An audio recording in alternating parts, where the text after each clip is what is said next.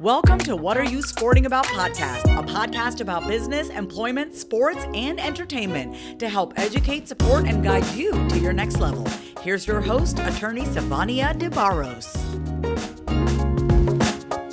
Hi, and welcome to this episode of What Are You Sporting About?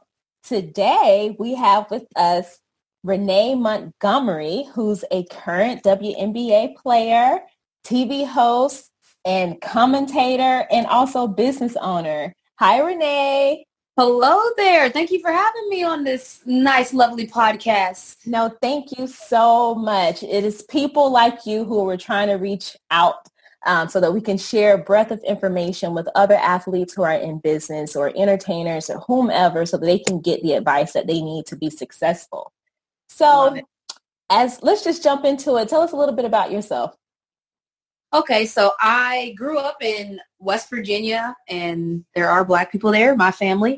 I went to high school out of my district. We ended up winning 3 championships. I ended up being an All-American, went to UConn, won 2 championships there, got drafted.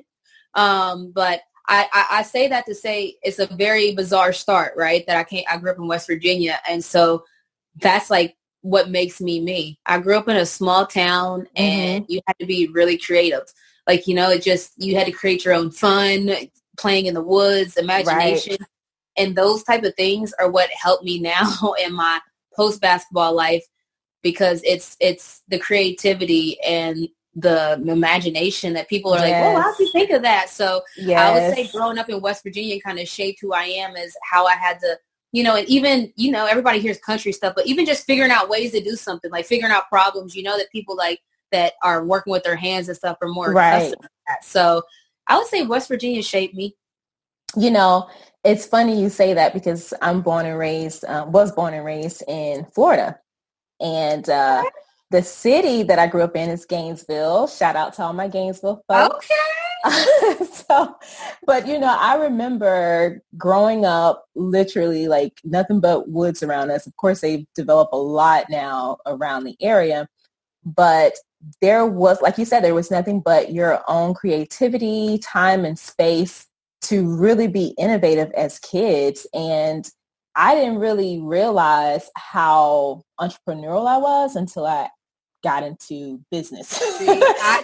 Honestly, I'm glad you said that. I think there's a direct correlation. I really do. It is. So tell me, connect the dots for me about you growing up in West Virginia in the country, having that experience, and now coming into your own as a mother, a business owner, a professional athlete. What experiences have you been able to look back on, because hindsight is 2020. 2020. Yes. And really realize that gave you a foundation for who you are now and what you're achieving? I would say one of the first things that pops out in my mind when you say that is my family dynamics. My family is, I never understood, like, as I started getting older, my family, literally everything revolved around me. So as I'm young, I don't even realize it, like we're going to AAU trips. We're doing all kinds of different things that are very expensive. And also it's time consuming. So my sisters, we didn't have family vacations anymore. And my sisters, I have 2 older sisters. They never complain. Aww. So growing up under that type of environment, looking back as an adult, it makes me appreciate where I am, because I understand that my whole family made a sacrifice for the life I'm living now. So that to me was kind of like, as an adult, you realize it, but when you're a kid, it's just like, yeah, we're going here, we're going there, and nothing. And you don't realize that stuff costs money. Okay? A lot of money. So my whole family was making a sacrifice for like a 12-year-old kid. And to me, I don't think I would want to do that, but they did it. And obviously I did end up making it to the pros, but they made that sacrifice like blindly. So that's why I said hindsight, of course, like if anybody's listening, like, of course they did. They knew you were good. It's 1% of college athletes go to the WNBA.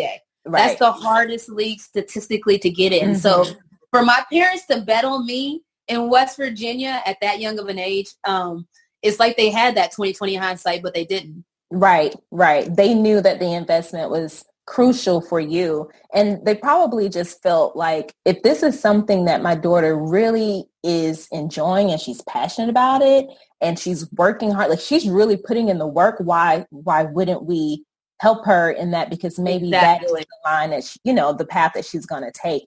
Exactly. Yeah. I actually had an opportunity to go and compete in track and field in Australia. And that's awesome. I had, not so quite. Hold on one second. So I had an opportunity to go to London for cheerleading as well. But unlike your parents, my parents could not afford the bills. So yeah, and it's so funny because sometimes when I look back on that too, I wonder, and I always think like, what would have been my sporting career? What had that happened? Yeah. So that's why it is, and that's why I say as an adult, because as a kid, you kind of just don't really think about money. It's just not something you say, can I go to the class trip? Right. You don't care that it costs $100. Your parents are like, oh my goodness, we're broke, Right. But that, like, as a kid, I never thought about money. But now as an adult, looking at how expensive traveling is, I'm just like, wow. Yeah, and it's way much more now than when we were kids. So absolutely, imagine when your kid is getting older and competing. Woo! That Girl, I'm gonna have to do some more talk. I'm gonna have to talk to a lot of people. Hey, I'm gonna need you to go ahead and donate over here, please. Right, goodness.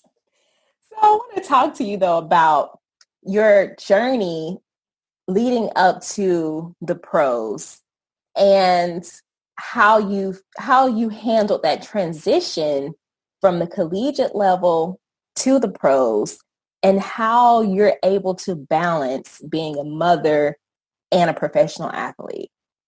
Yeah, so I think if there's one university that you can go to that can best help you prepare for the pros, is UConn. And I say that because UConn operates like a pro team.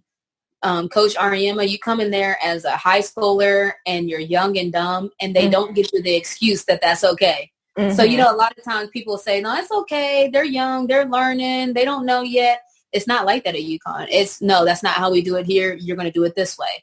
So when you go into UConn and you have to meet the standard, it really helped me because I didn't have an option to be a freshman. I was starting when I was a freshman. So I didn't have the option to take the back seat and watch how things went.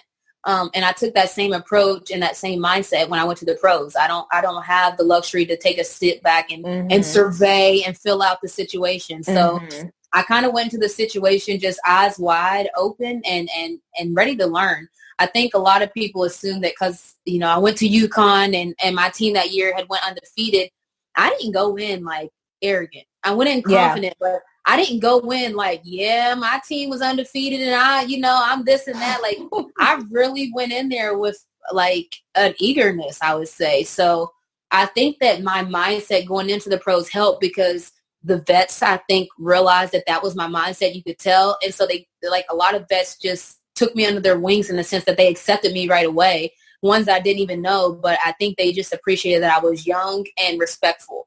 Nice. I love it. You said a term that is so crucial to being a successful athlete, whether it's collegiate level, professional level, or as a business owner. You mentioned having a mindset.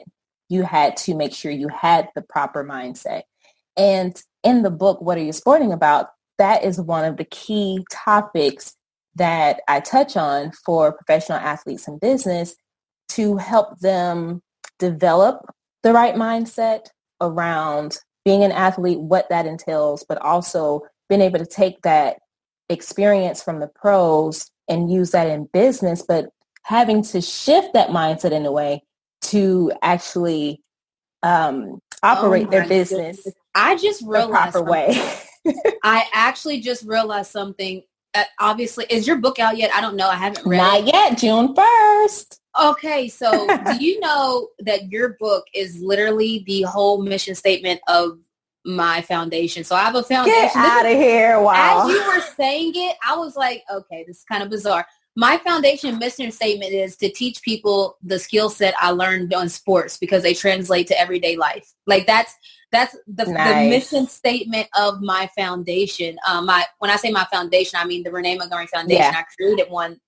It's crazy because you made a whole book about it. I made a foundation, but there is a point here that I believe it actually works. Yes. So you know what? That's a great segue. Tell us about this foundation, because I was looking at this information and I said, okay, this is an amazing thing that Renee is doing for athletes or whomever so that they can have proper leadership skills, create mindsets around business, education. And actually, before you answer that question, there's a quote that I found on you. And yes, I hope it's my favorite life motto. I hope it probably is. Okay. It probably is, but it says, athletes are going to be responsible for educating themselves. When it's your business, your name on it, then you have to take ownership of it. The information is out there, and if something goes wrong, it's going to be on you. That's actually something that is also in What Are You Sporting About, but in a different way, because there is a lot of information available. There are now, I feel like, a lot of people like you and I who are creating avenues or collaborations to bring more education to professional athletes or people who are surrounded by them or connected to the industries, so that these individuals can have the right education, guidance, and support that they need to be successful. So tell us about your foundation and how you're implementing these different things to support athletes.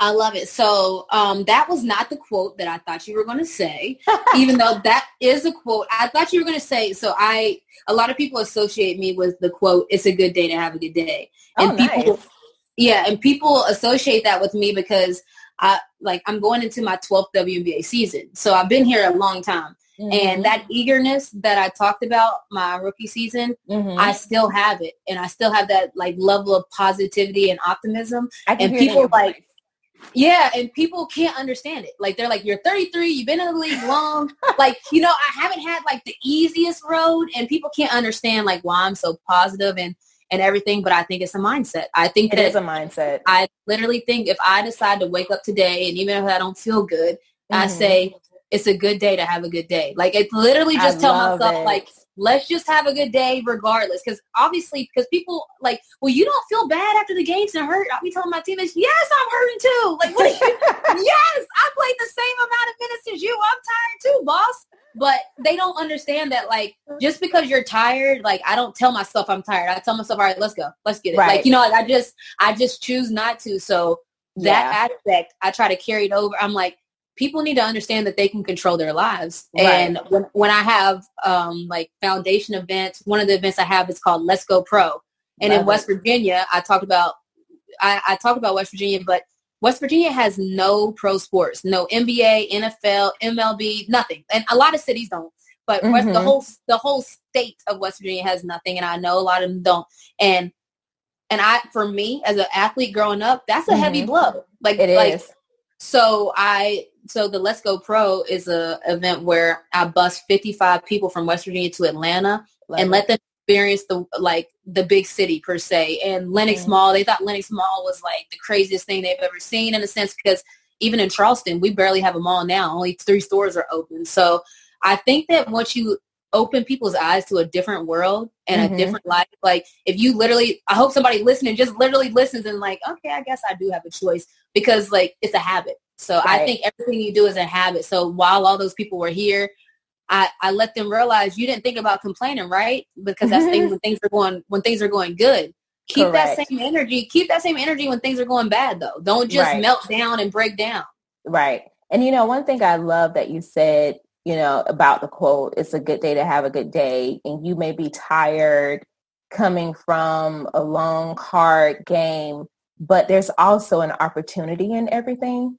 And even from a pro standpoint, you have an opportunity that millions of people fight for, from Pop Warner leagues. Exactly. We are the 1% that made it. Right. That made it. And so you have to create and maintain the proper mindset to appreciate the opportunity that you're in.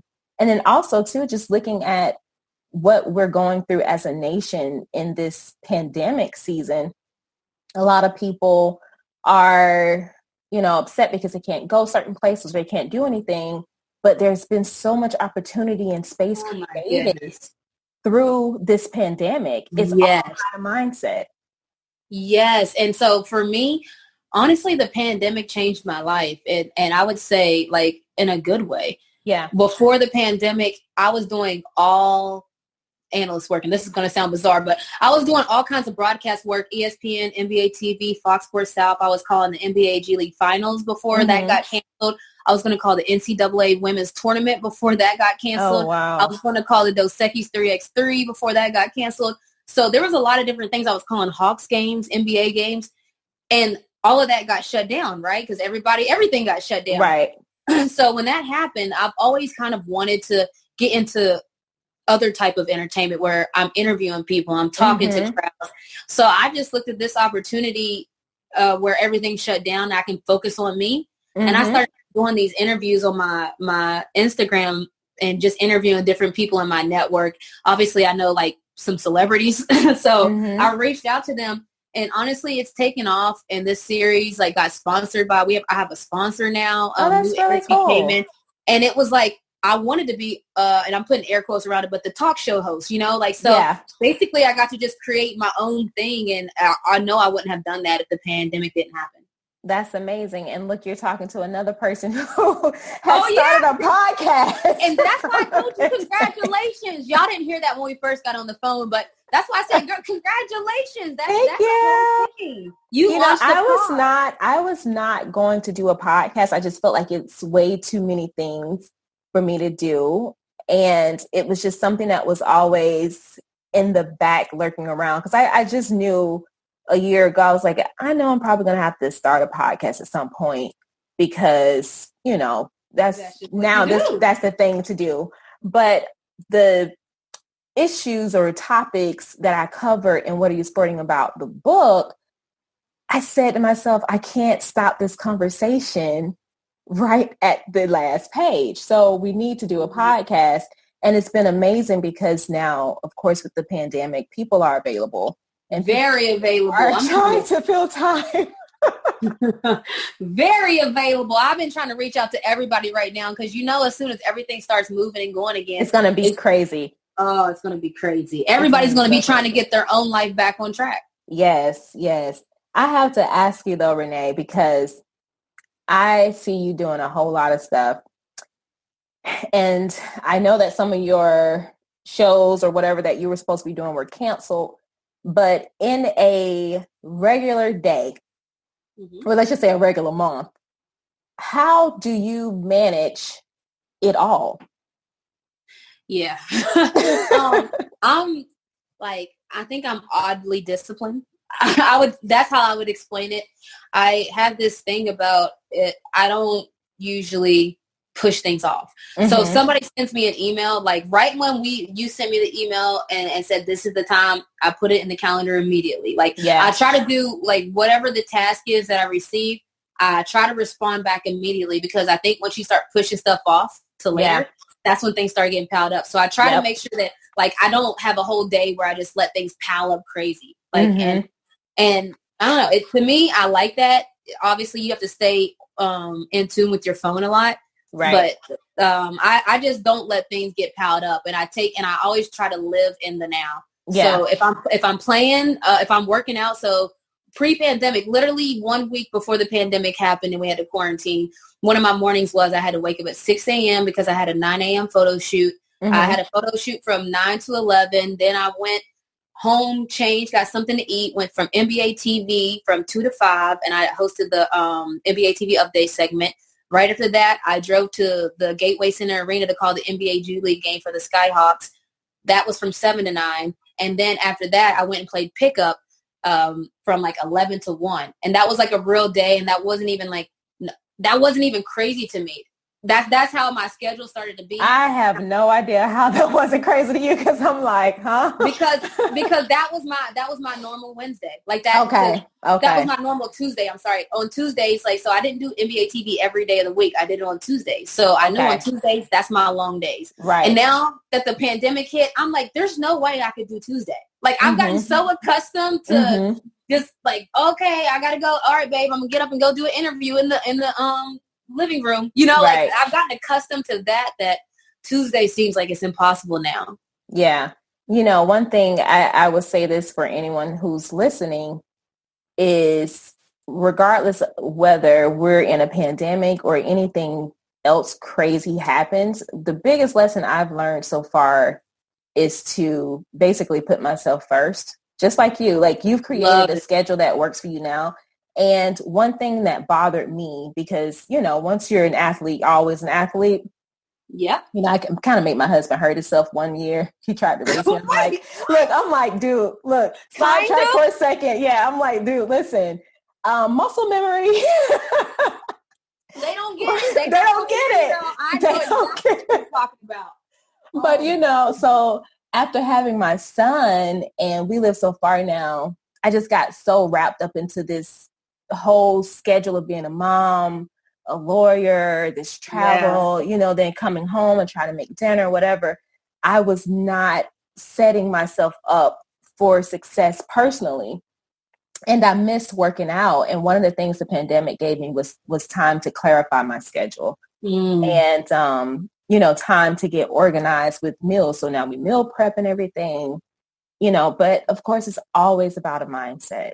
Yep. So give me, or give them, whoever's listening, give some of our athletes or entertainers, business owners, a tip that they can take with them to create their own success and maintain that in whatever industry that they're in. I would say always live in the now. Like, you learn it in sports. We call it a short-term memory in sports. If you have a turnover and you're thinking about the turnover, you're probably going to make another mistake. So that concept, I think, is life. And a lot of times, like, if you're in a rut or whatever, don't soak in your rut. Like, live in the now. So if you have to go to school that day, go to school. Get yourself out of the rut by living in the moment, is how I would say, because everything's not going to go great. But if I'm at practice thinking about what's going to happen at NBA TV, and then when I'm at NBA TV, I'm thinking about how bad I practiced because I was thinking about it. You see how that's just that's not a good cycle. So if you could learn to just separate things, like, if you're going to be with your family, be with your family. Don't be thinking about work and worried about work when you're with your family, because your family can feel that you're thinking and worrying about that. So just live in the now. I absolutely love it, Renee. Thank you so much for being here and pouring out knowledge and fun with us today. Thank you for having me. This was nice. I like it. It was really good. We're going to have you back. Okay. Listen, all right. I'm sure I'll be once an athlete, always an athlete. So always. When you have me back, I'll be an athlete then. Yes. All right. Thank you so much. No problem. Thank you.